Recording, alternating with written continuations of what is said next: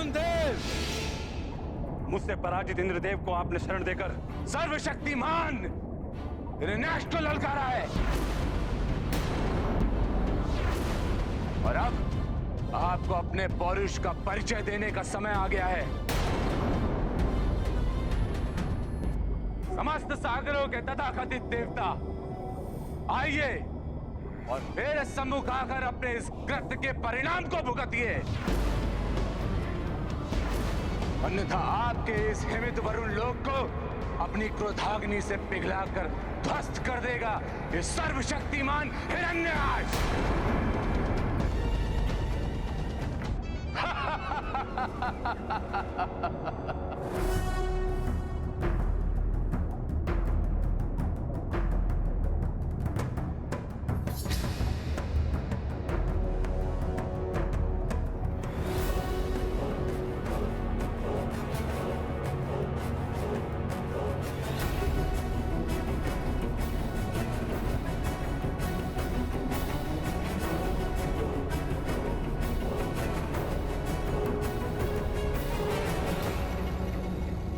देवराज इंद्र को पराजित कर तुमने हम सभी देवताओं पर विजय प्राप्त कर ली है, इसलिए तुम्हारा मुझसे युद्ध करने का कोई लाभ नहीं होगा हिरण्याक्ष। अर्थात पराजय स्वीकार करते हैं आप?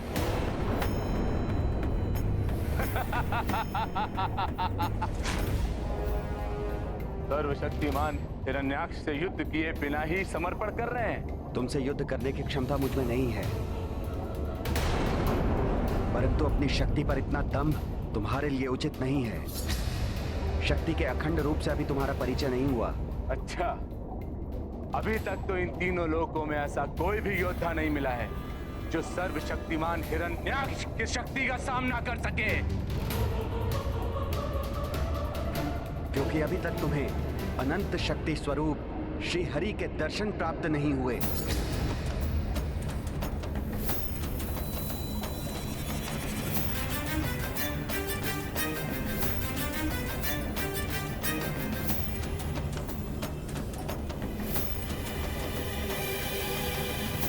क्या हुआ? श्री हरि का नाम सुनकर तुम्हारे मस्तक पर चिंता की रेखाएं छा गई?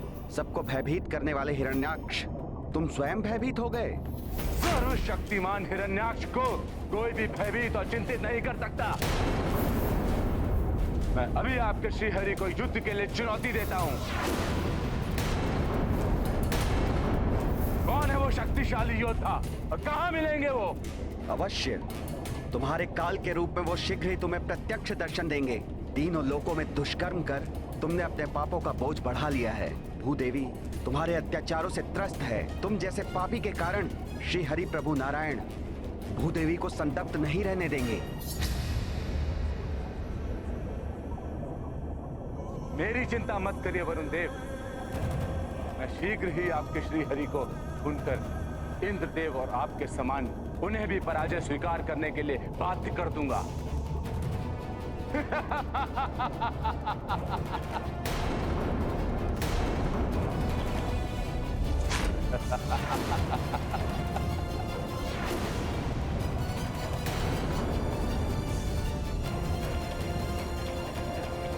डरो मुझसे, सर्वशक्तिमान हिरण्याक्ष हूं मैं।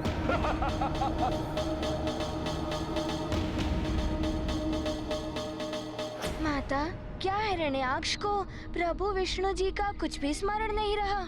मेरा अर्थ है वो पूर्व जीवन में बैकुंठ निवास के द्वारपाल थे। उन्हें सदा प्रभु विष्णु जी का सानिध्य प्राप्त था।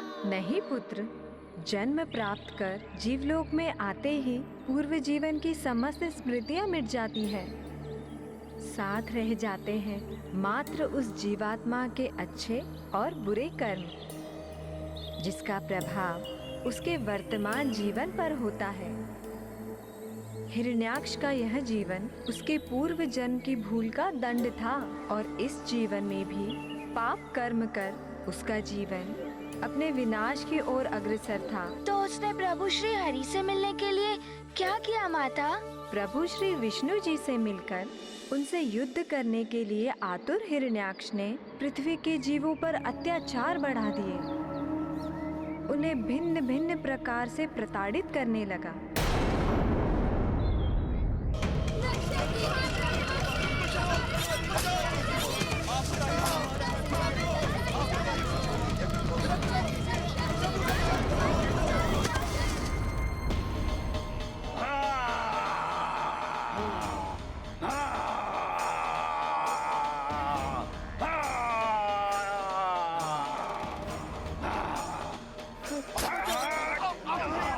डरो मुझसे, सर्वशक्तिमान हिरण्याक्ष हूं मैं।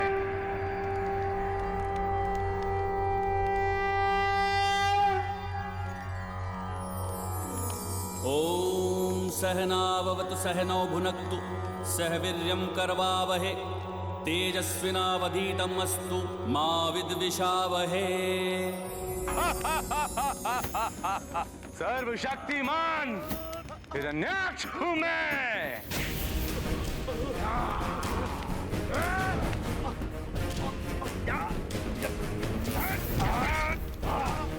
किसी को मत छोड़ना।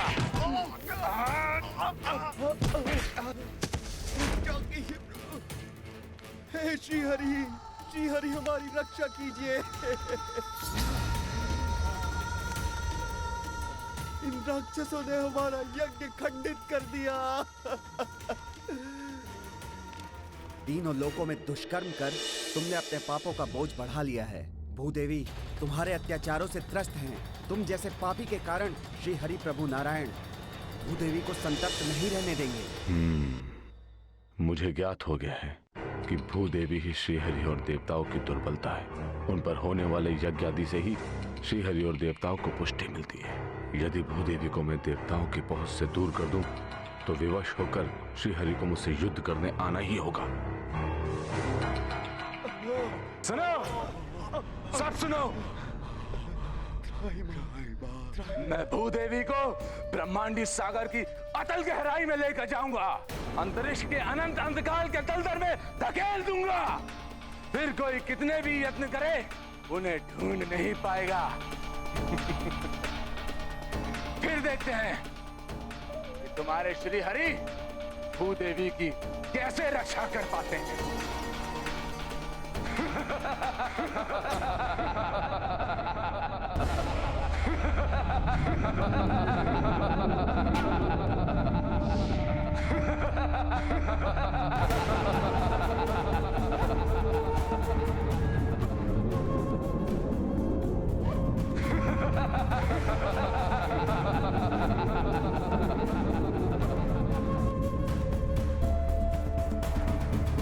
श्री विष्णुवे नमः।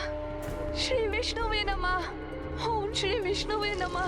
ओम श्री विष्णुवे नमः। ओम श्री विष्णुवे नमः। ओम श्री विष्णुवे नमः।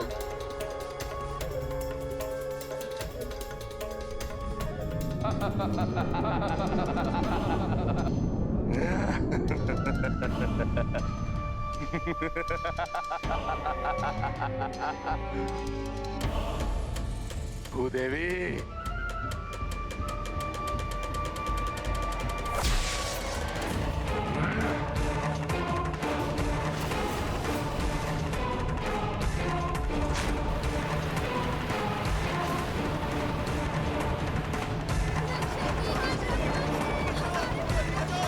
आपका ही सहारा है प्रभु, आपका ही सहारा है।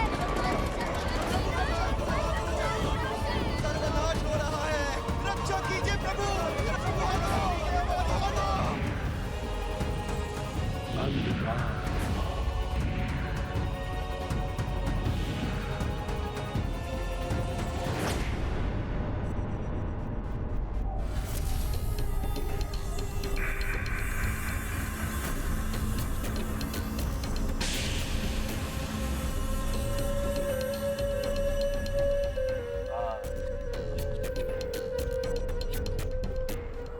देवी, जाओ सदा के लिए अंधकार में।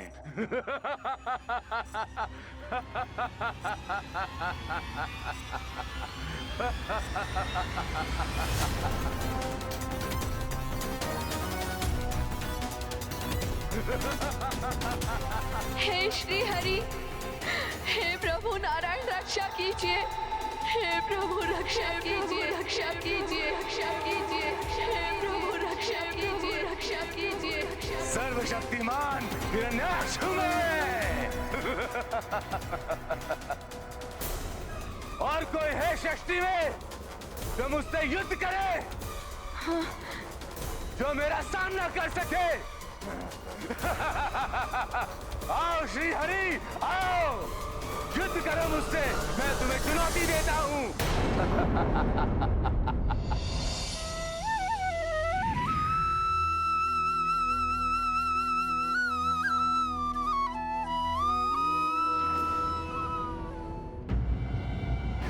सर्वनाश हो रहा है। रक्षा कीजिए प्रभु, आपका ही आ रहा है। रक्षा कीजिए, हमारा रक्षा कीजिए प्रभु, हमें प्राण दान दीजिए प्रभु, हमारी रक्षा कीजिए, हमें प्राण दान दीजिए। माता, परंतु इतने समय तक जगत के समस्त जीवों को आतंकित करने वाले ऐसे कुटिल पापी हिरण्याक्ष को दंडित करने के लिए प्रभु इतना विलंब क्यों कर रहे थे?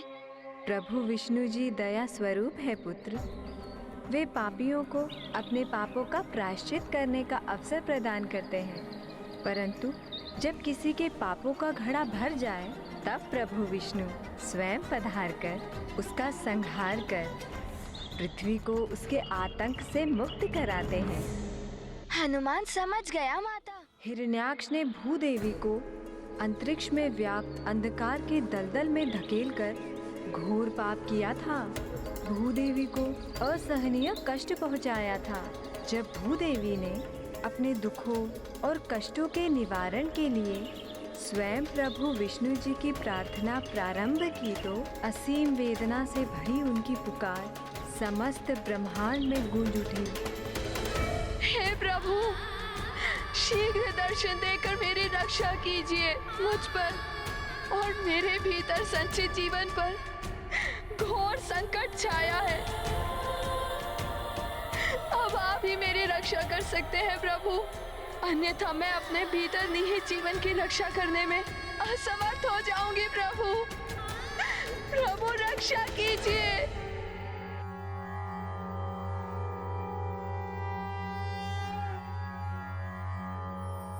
हे प्रभु रक्षा कीजिए।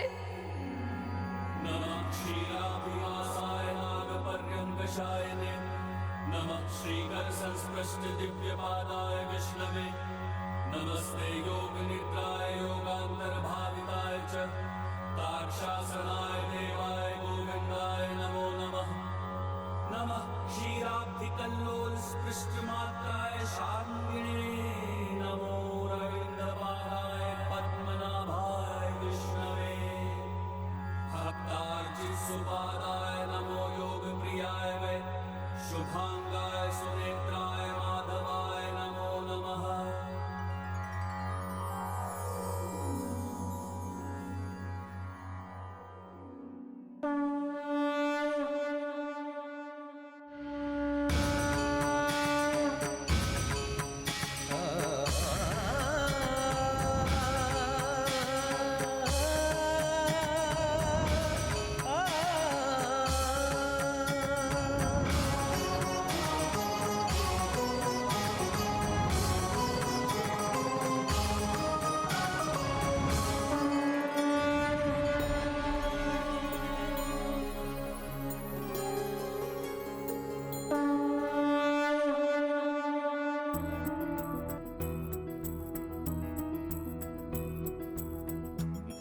देवी की करुण पुकार, प्रभु वराह काले अवतार, दुष्ट हिरण्याक्षा के काल, भय श्री नारायण जगपाल।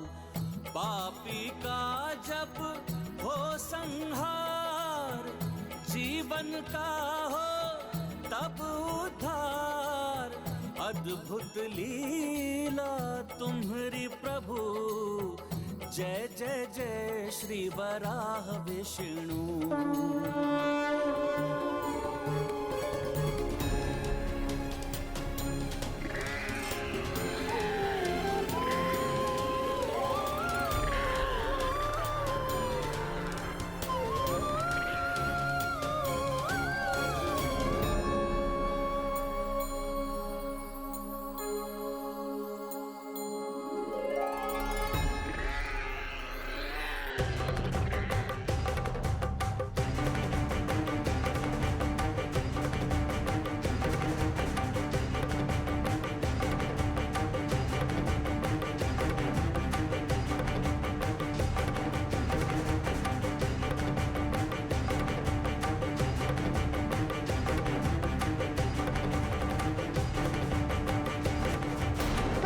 माता, प्रभु विष्णु जी ने वराह रूप में ही अवतार क्यों लिया और वो उस ब्रह्मांडीय सागर में भीषण अंधकार व्याप्त होने के कारण जिसमें कुछ भी दिखाई नहीं देता, भूदेवी माता को ढूंढना कैसे संभव करेंगे? पुत्र हनुमान, प्रभु विष्णु जी की लीला अकारण नहीं होती। सघन कीचड़ में विचरण करने वाला वराह दृष्टि का नहीं, अपितु गंध का अनुभव करने की अपनी असीम क्षमता से वे जीवन में अपना मार्ग प्रशस्त करते हैं। इसीलिए प्रभु विष्णु देव ने भूदेवी को ढूंढने के लिए वराह रूप धारण किया और उनकी सुगंध का पीछा करते हुए वे ब्रह्मांड के अनंत अंधकार के दलदल में प्रविष्ट हुए।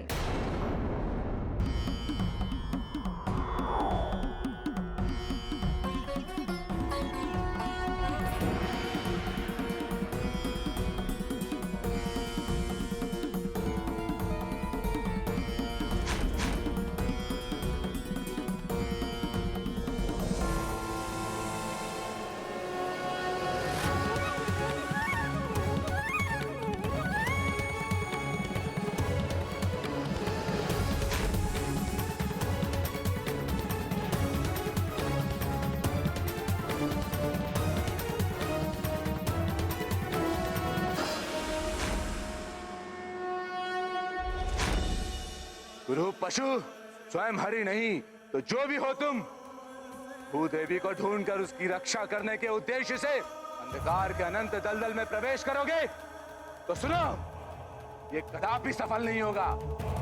अंधकार में लुप्त होकर उसी में विलीन हो जाओगे।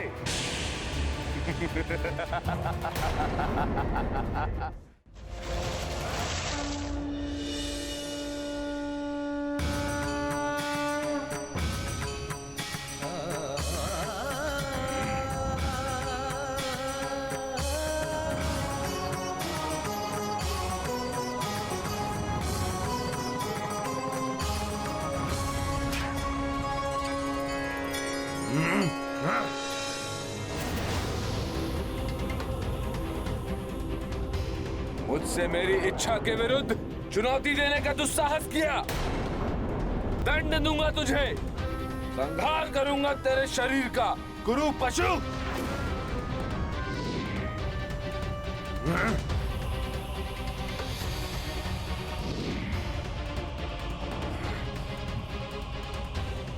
छली छद्मी गुरु पशु, अपने बल से भूदेवी को पराजित कर अपने वश में किया है मैंने उसे। रुक जा, उन्हें कहां ले जा रहा है? अन्यथा अपने प्रचंड खड़क से तीव्र आघात करके खंड खंड कर दूंगा तेरे शरीर को।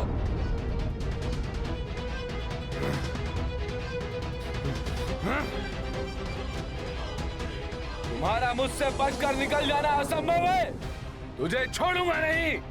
सामना करो मेरा, युद्ध करो सर्वशक्तिमान योद्धा हिरण्याक्ष से। भूदेवी पर सिर्फ मेरा अधिकार है, यदि साहस है तो पराजित करो मुझे और ले जाओ उसे अपने साथ।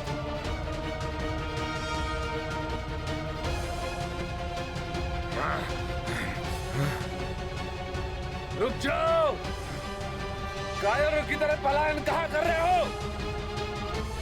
लौटाओ मुझे मेरी भूदेवी। माता, प्रभु विष्णु जी ने अपना इतना अपमान क्यों सहा?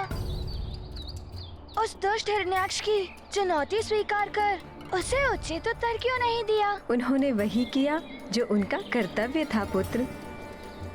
सर्वप्रथम पीड़ित की सहायता कर उसकी पीड़ा को दूर करना हमारा कर्तव्य होता है। उसके उपरांत ही पीड़ा देने वाले को दंडित किया जाता है। अर्थात प्रभु का प्रथम उद्देश्य था माता भूदेवी की रक्षा करना। उसके पश्चात वो दुराचारी हिरण्याक्ष को दंडित करने वाले थे। सृष्टि एवं उसमें समाहित सभी जीवों की रक्षा के लिए भूदेवी को सौर मंडल में उनके उचित स्थान पर पुनः स्थापित करना अत्यंत महत्वपूर्ण था पुत्र। इसीलिए जगत के पालनहार प्रभु विष्णु जी ने यथाशीघ्र यह कार्य पूर्ण किया। भूदेवी जीवन की रक्षा करते आए सदा रमेशा। हिरण्याक्षा दंडित करने रूप वराह का विष्णु धरे। अजर अमर है जीवन द्योतक हनुमत श्री अग्रानत मस्तक। हरिहर काज करें जीवन हित कपि सहाय करवें संकल्पित।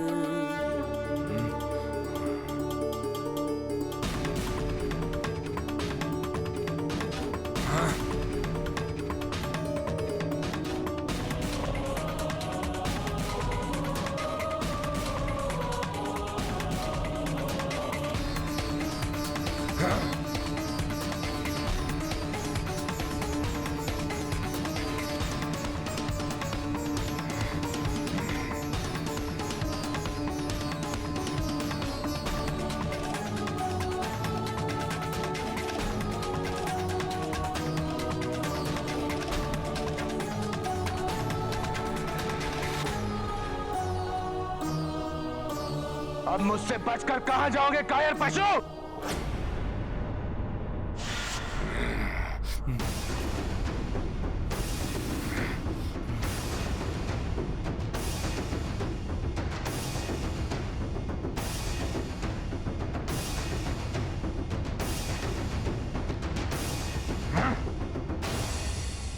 ऐसा प्रतीत हो रहा है कि तुम मुझसे युद्ध करने के लिए अत्यंत आतुर हो। कायर और कुरूप पुकार, तुमने जिसका अनेकों बार अपमान किया, आज वो तुम्हारे सम्मुख है। इच्छा पूर्ण करो अपनी, आओ युद्ध करो मुझसे।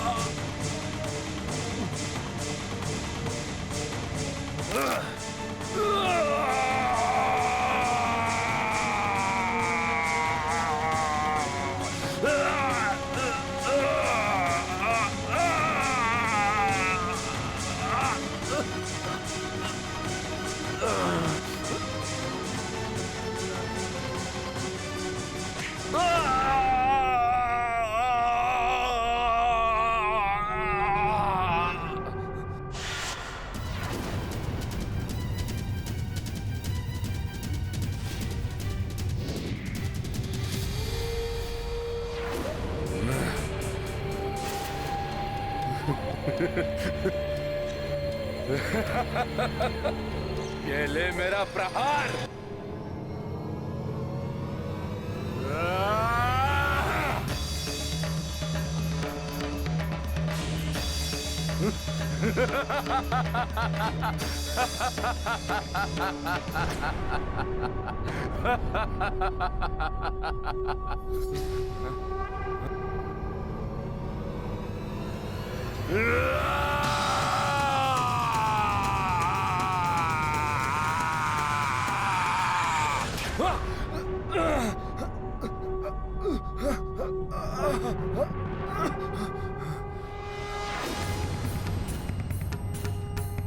बस इतनी ही शक्ति है तुम में हिरण्याक्ष। इसी शक्ति का दंभपूर्ण प्रदर्शन कर तुम समस्त जीवन स्वयं को सर्वशक्तिमान होने का ढिंढोरा पीटते रहे।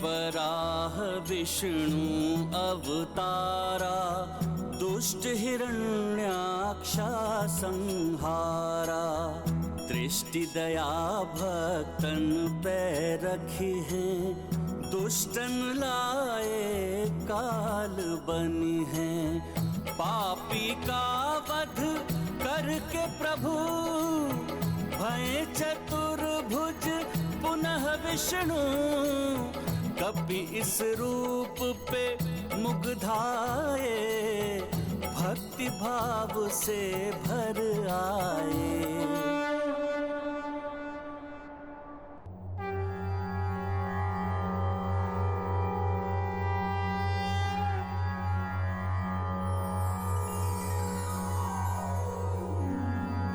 शंभुवे तुभ्यं सृष्टे सर्वार्थवेदिने नमो हिरण्यगर्भाय वेधसे परमात्मने नमस्ते वासुदेवाय विष्णवे विश्वयोनये नारायणाय देवाय देवानां हितकारिणे नमोस्तुते चतुर्वक्र शारंग चक्रासिधारिणे सर्वभूतात्मभूताय कूटस्थाय नमो नमः नमोस्तुते वराहाय नमस्ते मत्स्यरूपिणे नमो योगाधिगम्याय नमः संकर्षणाय ते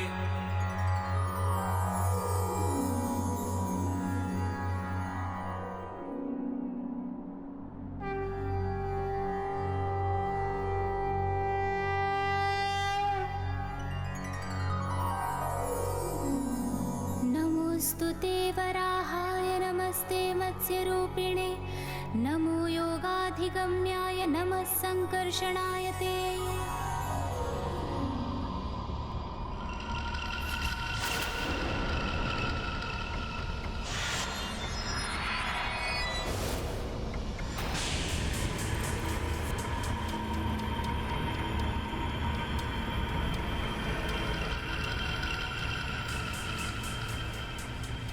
हिरण्याक्ष का शीश अनर्थ है ये, अनर्थ है ये। किसने किया मेरे रुच का वध करने का भयंकर अपराध? किसने किया? छाता वो चाहे जो भी हो, मैं उसे नष्ट कर दूंगा, अस्तित्व मिटा दूंगा, मैं उसका अस्तित्व मिटा दूंगा।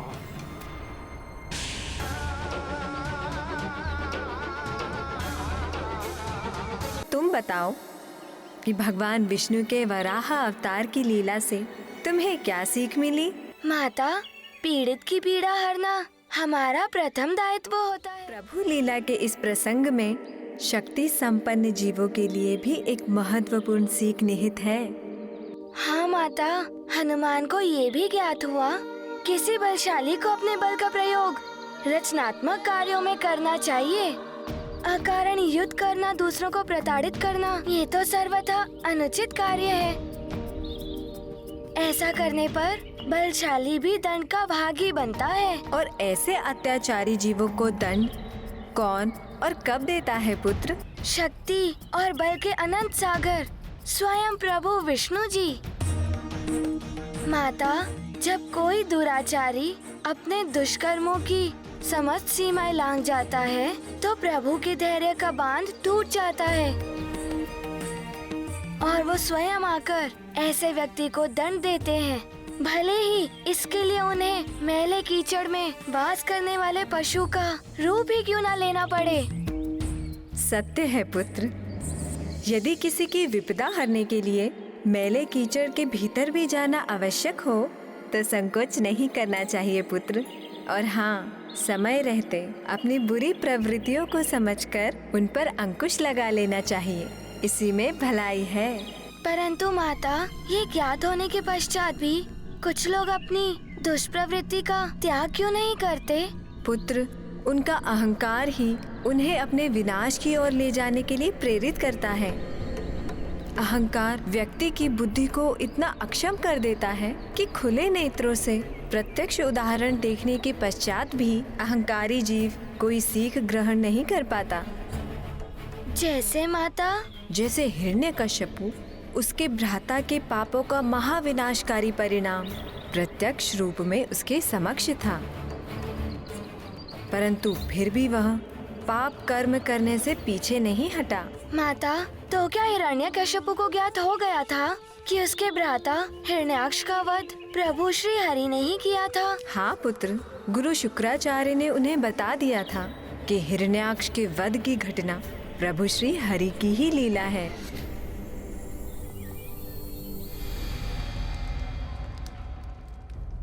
हरि लीला, हरि लीला, बहुत देख ली हरि लीला। अब मैं उस हरि को हिरण्यकश्यप लीला दिखाकर उसे उसकी समस्त लीलाएं बुला दूंगा, सर्वनाश कर दूंगा उसका मैं, इस संसार से नाम तक मिटा दूंगा उसका मैं। यथाशीघ्र जाकर उस हरि को पराजित करूंगा मैं। सावधान पुत्र, तुम्हारे अति बलशाली भ्राता का शीश तुम्हारे समक्ष पड़ा है, जिसे श्री हरि ने इतनी निर्ममता से उसके धड़ से अलग कर दिया है। फिर भी प्रभु श्री हरि की अपार दिव्य शक्ति का अनुमान नहीं लगा पा रहे हो तुम? पुत्र, यदि तुम्हें श्री हरि के समक्ष अपने आप को जीवित रखना है तो उनसे युद्ध से पूर्व सृष्टि के रचयिता ब्रह्मा जी से अमृतत्व का वरदान प्राप्त करो। चित कथन है आपका, अवश्य कोई असाधारण शक्तियों से संपन्न योद्धा ही हिरण्याक्ष का वध कर सकता था।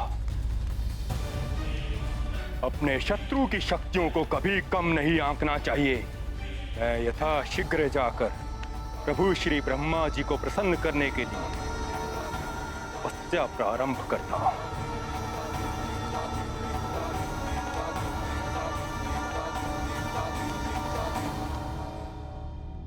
नाथ, आप ये कैसा अनर्थ करने जा रहे हैं?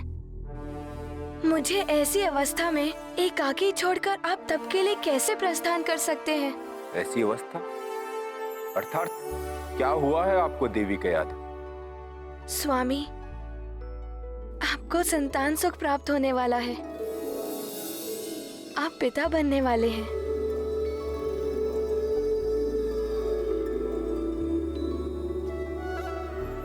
देवी, दुख के इस समय में इस सुखद शुभ संवाद से आपने मेरे हृदय को आनंदित कर दिया।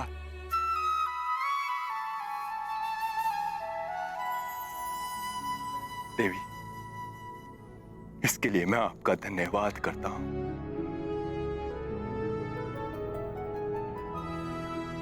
भ्राता के रूप में जिस शूरवीर योद्धा को हमने खोया, वो पुत्र बनकर लौट रहा है हमारे जीवन में। देवी, तो नाथ, आप स्वयं यहाँ उपस्थित रहकर इस सुख को अनुभव कीजिए। ये तप का विचार त्याग दीजिए। देवी, यदि मेरा तप पर जाना अति आवश्यक ना होता तो मैं कदापि ना जाता, किंतु उस श्री हरि से अपने भ्राता के वध का प्रतिशोध लेना है, तभी उसकी आत्मा को शांति मिलेगी।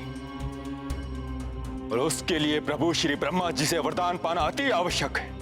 ये प्रतिशोध की भावना आपको निष्ठुर बना रही है, अपने ही संतान के प्रति आपका वात्सल्य क्षीण कर रही है। देवी, मेरा पुत्र मेरे वंश का विस्तार करेगा, मेरा उत्तराधिकारी बनकर मेरे साम्राज्य, मेरे मान सम्मान, असुरों की प्रतिष्ठा में वृद्धि करेगा। वो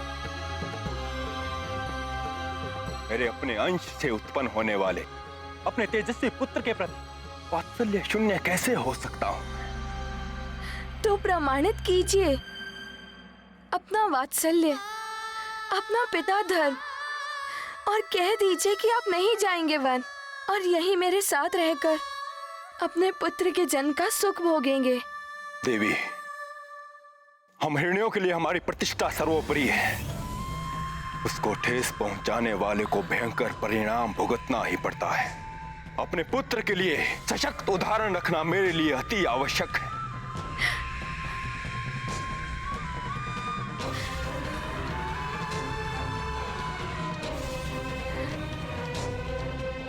इसलिए मेरा मार्ग अवरुद्ध मत कीजिए देवी। मुझे विश्वास है अपने पुत्र के जन्म से पूर्व मैं प्रभु श्री ब्रह्मा जी से वरदान प्राप्त कर लौट आऊंगा और अपने पुत्र के जन्म के उपरांत असुरों के चिर शत्रु श्री हरि का सर्वनाश कर उसके मस्तक का मुकुट उपहार के रूप में अपने पुत्र को क्रीड़ा के लिए दूंगा।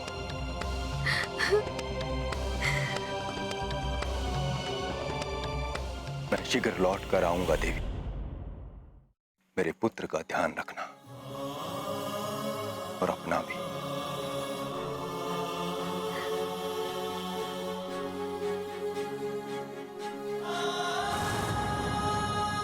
ये शत्रुता सदैव असुर कुल के लिए अहितकर परिणाम लेकर आई है, परंतु इन पुरुषों को समझाना कहाँ संभव है।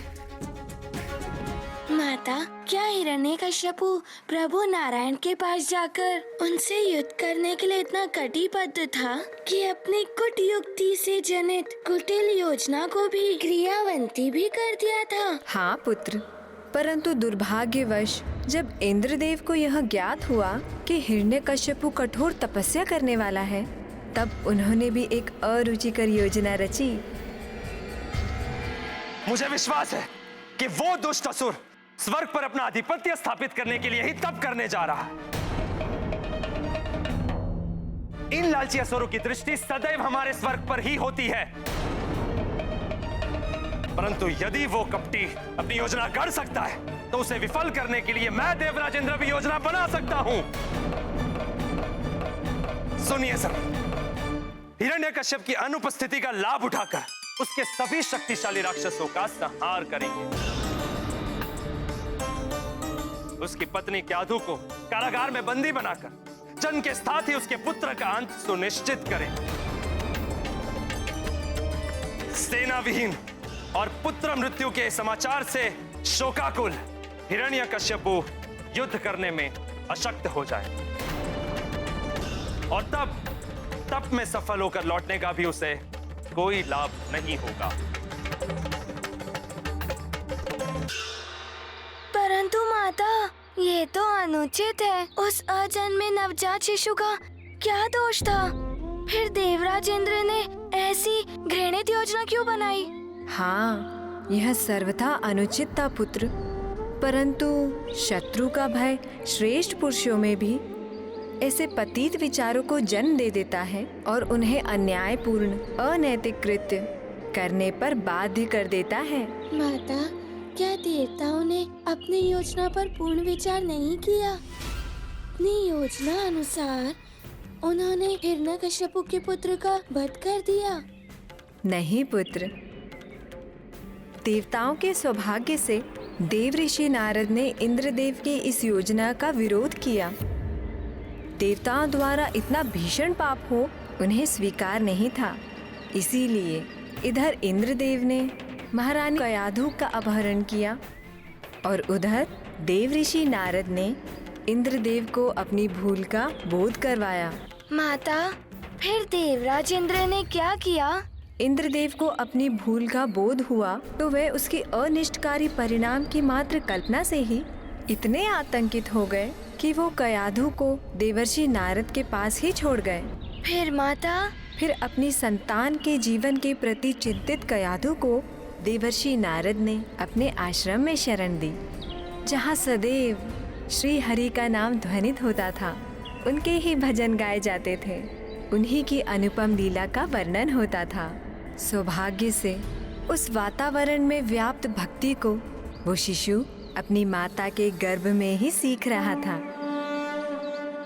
नारायण नारायण हरि दीन दयाला नारायण नारायण नारायण हरि केशव कृपाला नारायण नारायण नारायण हरि केशव कृपाला नारायण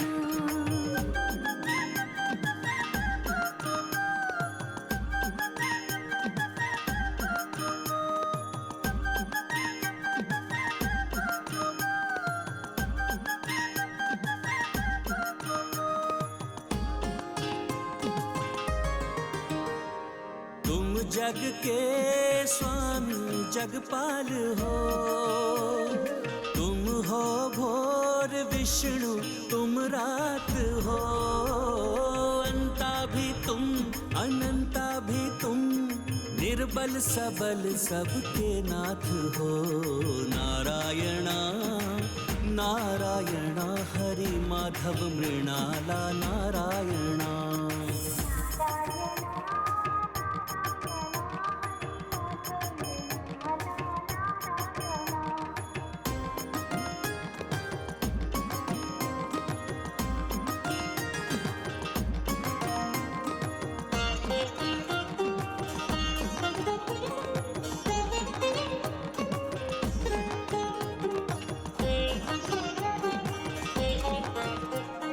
मत्स्य कूर्म का रूप धरा, जग स्वामी तुम जगदीश्वरा, तुम सर्वज्ञ हो सर्वत्र हो, जय हो तुम्हारी दामोदरा। नारायण नारायण हरि जय जगपाला नारायण।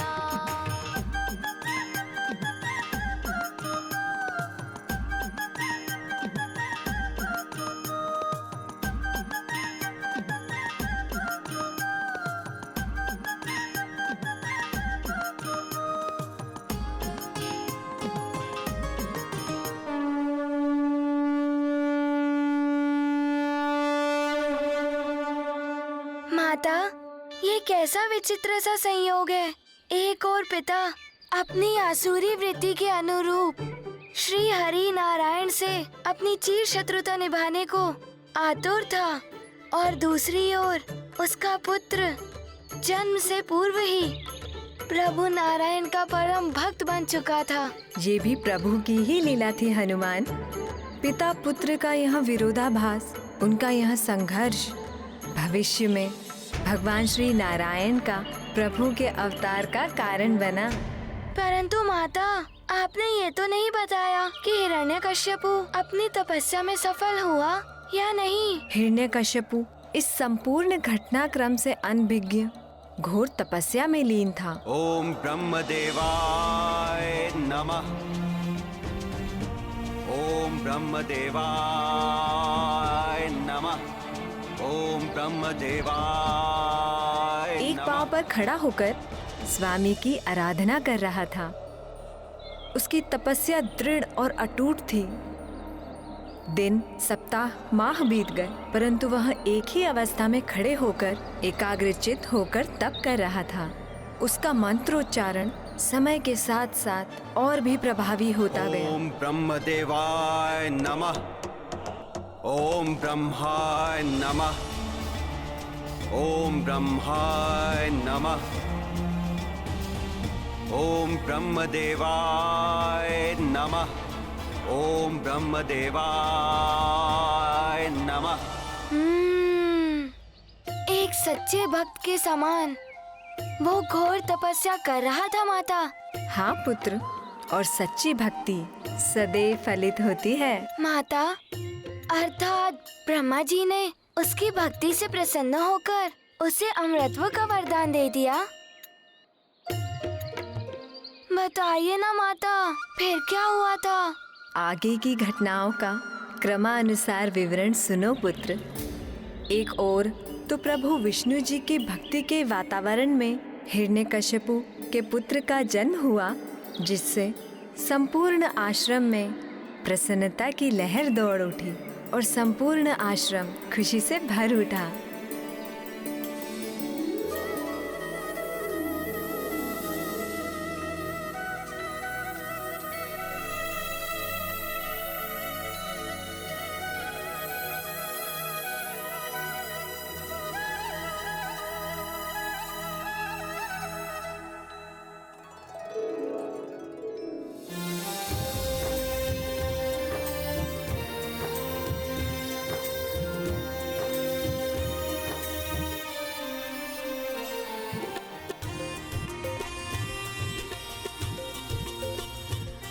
ओम नमो नारायण हरि।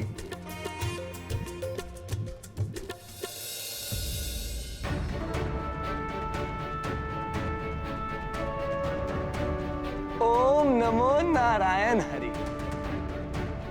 ओम नमो नारायण हरि। ओम नमो नारायण हरि। ओम ब्रह्मदेवाय नमः।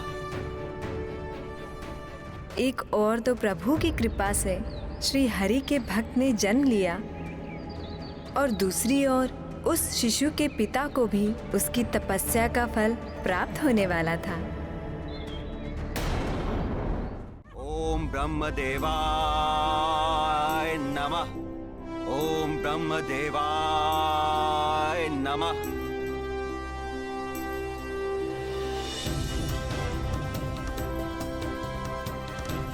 ओम ब्रह्मदेवाय नमः। ओम ब्रह्मदेवाय नमः। ओम ब्रह्मदेवाय नमः। ओम ब्रह्मदेवाय नमः। वस्त हिरण्यकश्यपु,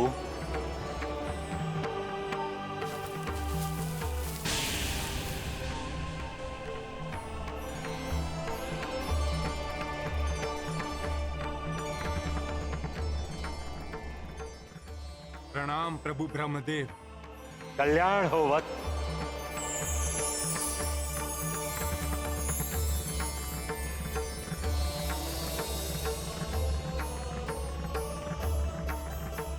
मैं तुम्हारी तपस्या से अत्यंत प्रसन्न हूं वत्स। कहो, क्या वरदान चाहिए तुम? प्रभु, ये भक्त आपके दर्शन मात्र से ही तृप्त हो गया, किंतु एक उद्देश्य की पूर्ति हेतु मुझे मर्त्य चाहिए।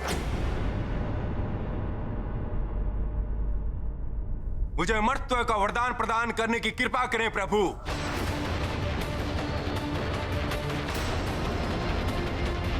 प्रभु, तब में कोई त्रुटि हुई है मुझसे, जिसके कारण मैं अमर्त्य की योग्यता प्राप्त नहीं कर सका? नहीं पुत्र, अमरत्व का वरदान देने का अधिकार मुझे भी नहीं है।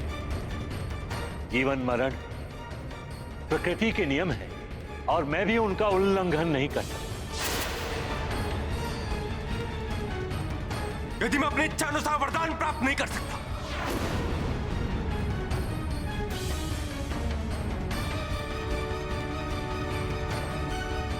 क्षमा कीजिए प्रभु, तो फिर तब का क्या लाभ है? प्रभु, मुझे तपोफल के रूप में अमरत्व चाहिए, मात्र अमरत्व है।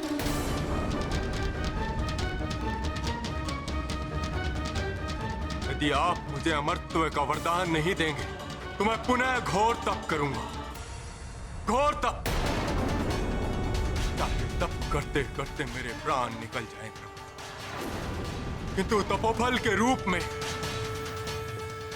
मुझे अमरत्व चाहिए, मात्र अमरत्व। माता, तपोफल तो देना ही पड़ता है, किंतु ब्रह्मा जी ने उसे अमर होने का वरदान दिया था।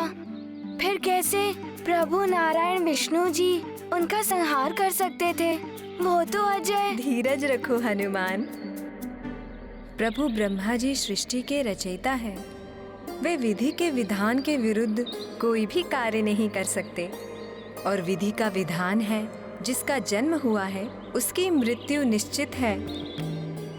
और इसीलिए उन्होंने हिरण्यकश्यपु को अमरत्व का वरदान नहीं दिया पुत्र। तुम्हें और तप करने की आवश्यकता नहीं है पुत्र, तुम तपोफल के अधिकारी हो चुके। किंतु मैं तुम्हें अमरत्व का वरदान देकर सृष्टि का विधान नहीं बदल सकता। हाँ, यदि तुम चाहो तो अपनी मृत्यु को बाधित कर सकते हो।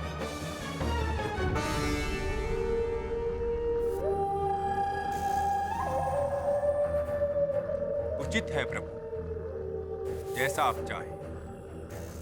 ना दिन में ना रात में, ना भीतर ना बाहर, ना आकाश में ना पाताल में, ना जल में ना थल में, ना देव से ना नर से, ना यक्ष से ना राक्षस से, ना गंधर्व या किन्नर से, ना उभयचर या नरचर से, ना स्थलचर या जलचर से, ना मंत्र या तंत्र से, या जिसकी सृष्टि आपने की है किसी की द्वारा मेरी मृत्यु ना हो। यही नहीं प्रभु, मेरी शक्तियों के समक्ष कोई भी योद्धा टिक ना पाए। तीनों लोकों में मेरी ही विजय का पताका लहराए। यही वरदान मुझे प्रदान कीजिए। तथास्तु।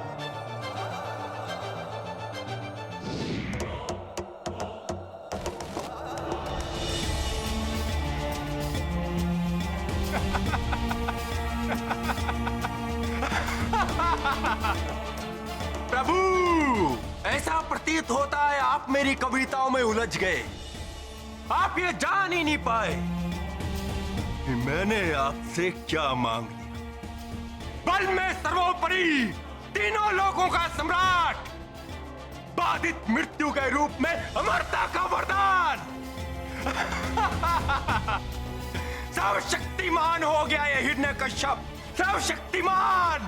अवध्य हो गया हूं मैं, अवध्य, सर्वथा अवध्य।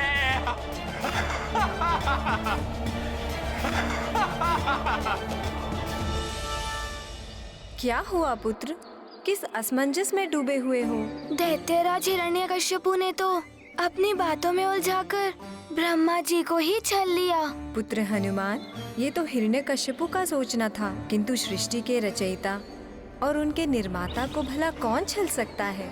हनुमान, प्रभु तो सर्वज्ञाता, सर्वव्यापी हैं। जो कुछ भी हो रहा है या भविष्य में होने वाला है, सब प्रभु की ही लीला है।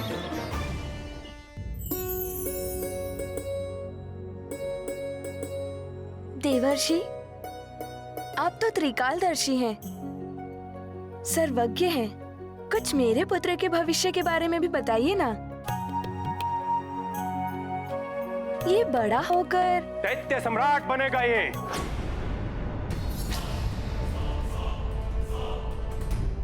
महाबली असुरराज बनेगा मेरा पुत्र। स्वामी, तीनों लोकों पर शासन करेगा मेरा पुत्र।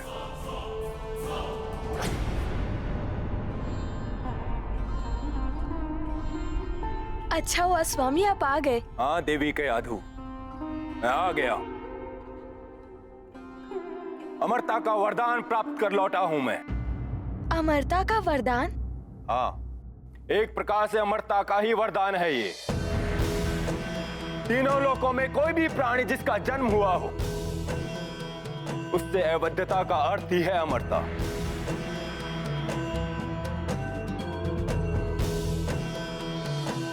देवी, ये मेरे घोर तप का परिणाम तो है ही, किंतु इसमें वो सौभाग्य भी सम्मिलित है जो मेरा पुत्र लाया है मेरे लिए।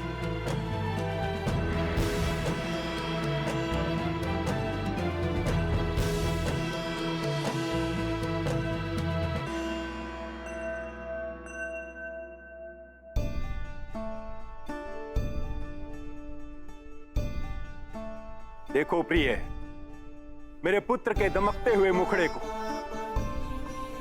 तेजस्वी पिता का तेजस्वी पुत्र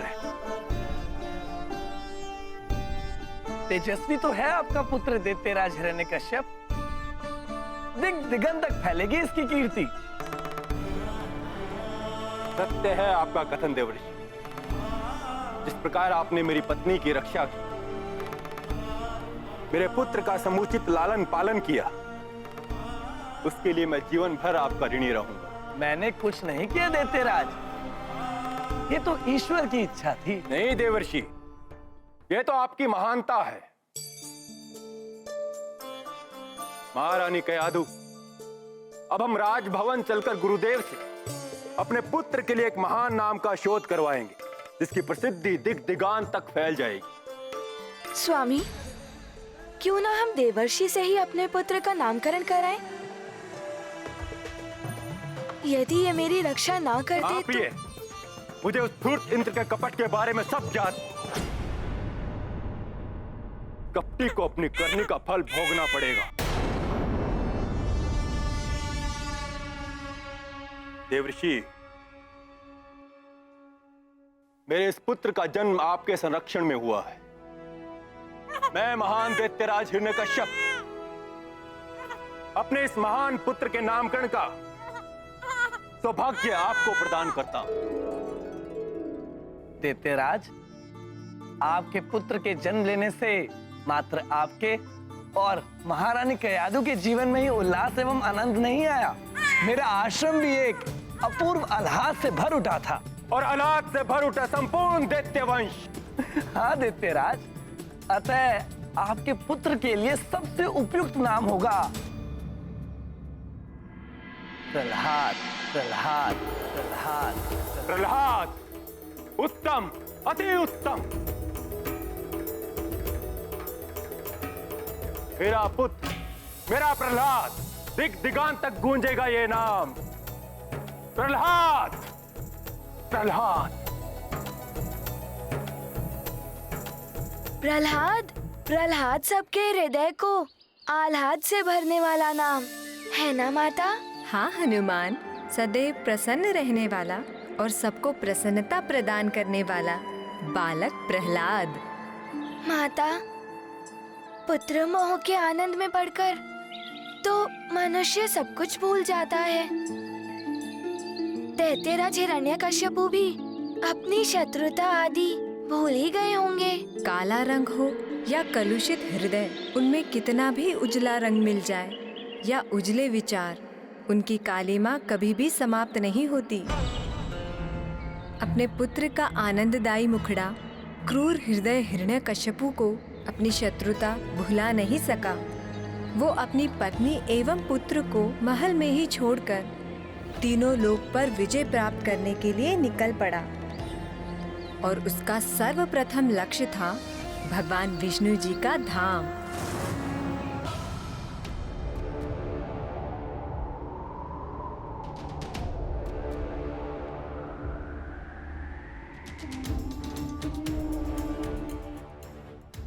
ये द्वार क्यों नहीं खुला?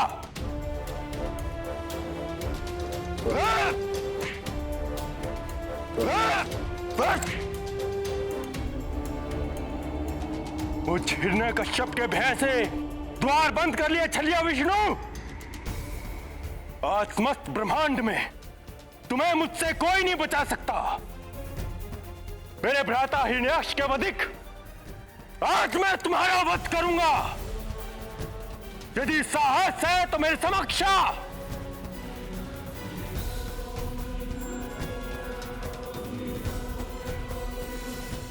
द्वार खोलो भीरू विष्णु। तुम क्या सोचते हो छलिया विष्णु? तुम्हारा ये द्वार तुम्हारी मुझसे रक्षा कर लेगा? मेरा एक ही वार इसे चूर चूर कर देगा।